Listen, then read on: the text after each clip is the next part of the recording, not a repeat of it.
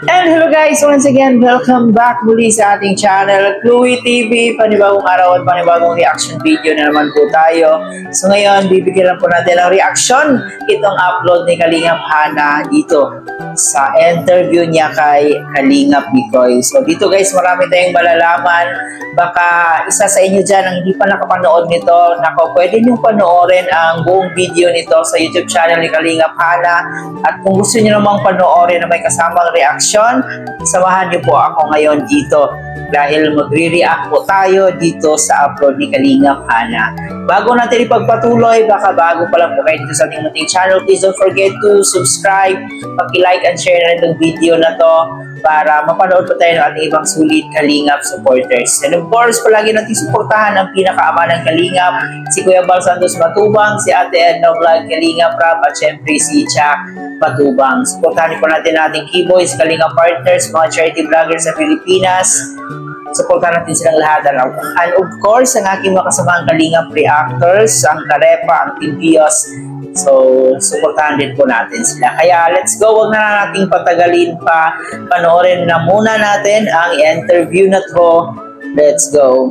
Hello guys, welcome back to my channel. So kasama natin ulit si Mikoy. Yes. Fresh from the falls. Yes. Nag-shoot po kami. Enjoy. So abangan niyo po sa ating upload din yan. At syempre sa upload din Kalingap Rap. Yes. So kakamustahin lang natin si Mikoy. Kamusta ka naman ngayon, Mikoy? Okay naman po. Happy. Wow. So, di ba? Sasagot pa lang niya, happy siya.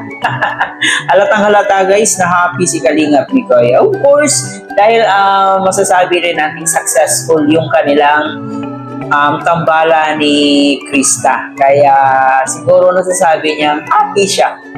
No? Lalong-lalo sa kanyang career ngayon na grabe yung pagsikat niya ngayon. No? Kung papansinin po natin, napakaliit pa lang subscribers niya.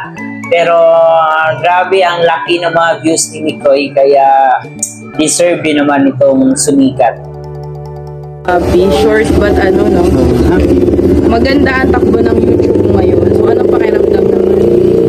Sobrang saya ko kasi ang daming nagmamahal na sumusuporta. Magagandang messages, ang sarap basahin. So, meron bang pagbabago sa lifestyle mo or daily routine simula nung nag-start ka na mag-vlog? Oo, meron.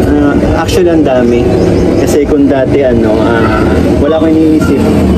Kaya mag-iisip ako, ikukontent ko, saan ako pupunta para mag-scout, di ba? Oo, totoo yan. Pero napakahirap din naman talaga guys pag mag-vlog ka or especially itong charity vlogger, no?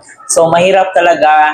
And lalo na sa kanila na naghahanap sila ng mga dapat tulungan, akala ng iba na madali lang pag nag-vlog ka, video-video ka lang, hindi po ganun kadali ang pag-vlog, especially sa kanila na charity vlogger. So, kailangan pa nilang mag-scout kung sino yung dapat tulungan nila. And marami pa silang dapat talagang isaalang-alang like sa transportation, sa kanilang pagkain, oras. So, ganun kagastos yung pagbablog guys. Pero kung masaya ka naman sa ginagawa mo, okay na yun, di ba? At least importante masaya ka sa pag-charity mo. Sabi ko nga kanina, di ba, happy ako sa ginagawa ko ngayon.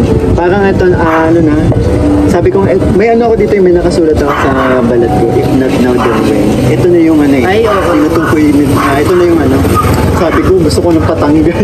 Pero ito nung nangyari to, nagustuhan ko na yung nakasulat sa akin. If not, so, ang importante, masaya ka sa ginagawa mo, Kalingap Mikoy, di ba? As long as bukal sa puso mo yung pagtulong, kaya marami talaga ang sasaludo sa iyo. So mahirap talaga maging vlogger guys. Napakahirap gumawa ng content. Kaya saludo po tayo sa mga vlogger, especially sa mga charity vlogger na tumutulong sa ating mga kababayan. So dapat talaga suportahan natin sila. So, syempre, nasa buhay social media ka na. So, kaka-receive ka ng mga bash. So, ano yung mga pinaka-tumatak sa'yo so far and bakit? yung nangyari lang na pagpili. Pero wala, naintindihan ko sila kung bakit naramdaman nila yung bakit sumama yung loob nila sa akin. Pero tawag dito, wala yun lang naman na tayo, humingi na ako ng pasensya at patawad. And yung isang side naman is okay naman na po. So alam po guys na hindi lang ako ang nakapansin doon, pero ang daming bashing ni Kalingap Mikoy nung mga time na yon, yung pinapapili na siya ni Kalingap Rab. Siyempre naawa tayo dito sa kanya. Hinahanap kasi ni Kalingap Rab kung sino yung mag-click na tandem. And mas marami ang nagkagusto dito sa tandem nila ni Krista. Kaya irespeto na lang po natin yun at maging masaya na lang po tayo. It's all goods naman for me. And kung may masasabi naman nila sa akin, hindi ko na lang pinapansin. So feeling na nakakapag-charity vlogs ka na din. Ay, nako, Kalingap ang saya. Ang sarap sa feeling. Lalo na kahapon, yung nakatatlo akong scout. Diba guys, ang sarap daw sa feelings pag nakatulong ka. So, lahat naman tayo. Iba kasi sa pakiramdam guys, yung tipong pag nakikita mo yung isang tao na tinutulungan mo, makita mo lang siyang nakangiti, nako, talagang hindi mo ma-explain kung gaano ka kasaya. No, yun yung nafe-feel talaga natin. So, pera na lang sa mga hindi marunong tumulong, so hindi nila nafe-feel yan. Pero pag mabait kang tao at nasa puso mo na talaga yung pagtulong, iba sa feelings talaga pag nakakatulong ka. Kaya yun yung nafe-feel natin dito kay Kalingap Mikoy. Kasi siya ay isang mabait at matulungin ring tao. Ang sarap sa feeling. Alam mo yun yung ang plano ko, isa, dalawa. Pero parang sabi ko, gusto ko, kasi gusto ko lang ibalik yung mga blessings na natatanggap ko. Lalo sa mga blessings na natatanggap ko sa may Chris. Ayan. So, ganito yung tao, guys, na dapat suportahan. Hindi siya selfish. Hindi niya sinusolo yung mga blessings na dumating sa kanya. Bagko sinishare niya ito, di ba? Kasi pag ganyan, mas binibless yung tao na ganyan eh. Pag sinishare mo yung blessings mo sa ibang tao, mas bibigyan ka pa ng maraming blessings. Kaya humahanga ako dito kay Kalingap Mikoy kasi sinishare niya yung mga blessings na natanggap niya ngayon. Sa pamamagitan ng pagja-charity, yun po. Sobrang sarap sa feeling, lalo na nung nakaka-receive ka ng mga magagandang messages galing sa mga tinutulungan mo. Ito na yun ito na yung sabi kong gusto kong maramdaman, yung naramdaman ni Papa Joms nung na-inspire ako para ako mag-vlog din. So, isa sa inspirasyon mo, si Papa Joms. At syempre, diba guys, isa sa inspirasyon niya si Kalingap Jomar.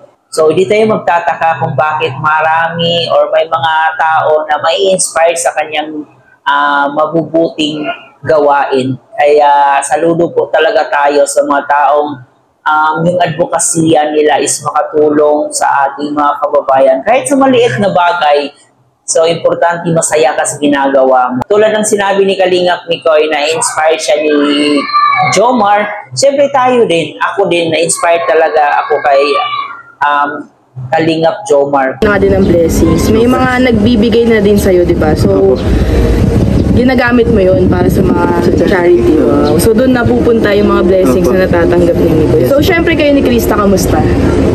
We're good. Talagang kami, ayaw magpatalo sa isa't isa. Yung kantahan nila, Kantahan namin, no? Pwede ka bang... Ang maganda dito sa tandem nila guys, pareho silang medyo may pagkakalog. Kaya yung tandem nila, hindi tayo magtataka na pasok sa panlasa ng mga madlang people natin. Kasi hindi puro pa-cute yung mga nila yung actingan nila.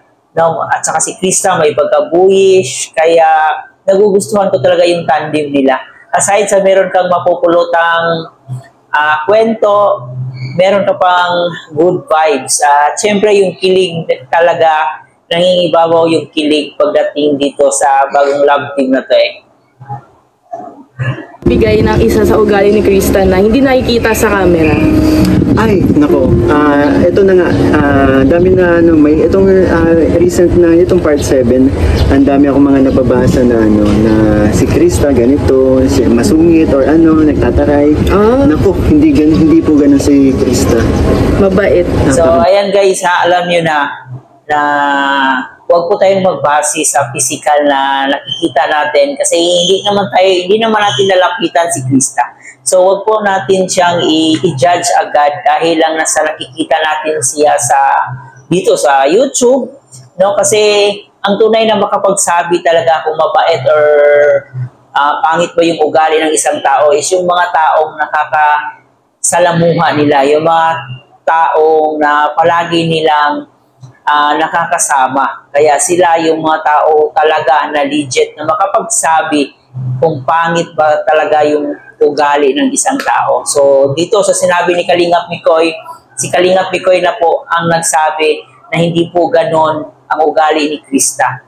So malay natin na may misinterpret lang po natin dahil syempre siya ay medyo may pagkaano siya hindi siya yung tipong pa-cute, hindi siya yung tipong pa-bebe, medyo may pagka-boyish siya. Kaya siguro na-misinterpret natin yung mga galaw niya, yung pagsasalita niya, di ba? Kasi direct to the point pag nagsasalita si Krista. Siguro yun yung isa sa mga dahilan kung bakit nababash nila si Krista.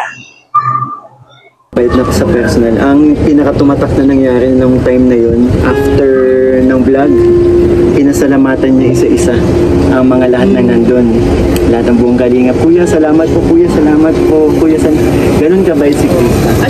So ito, Mikoy, ano naman ang masasabi mo sa mga supporters ng Mikris? Ayun po, gusto ko, unang-una sa lahat, gusto ko pong magpasalamat. Ito, sa amin dalawa ni Krista, super nagpapasalamat po ako sa inyo sa mainit na pagtanggap niyo po sa tandem naming dalawa.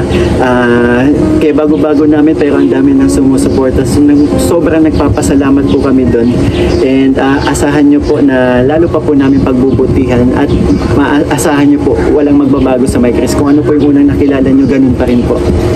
So Mikris, hindi Mikris. Mikris. So ayan guys malinaw po. Mikris, hindi Mikris.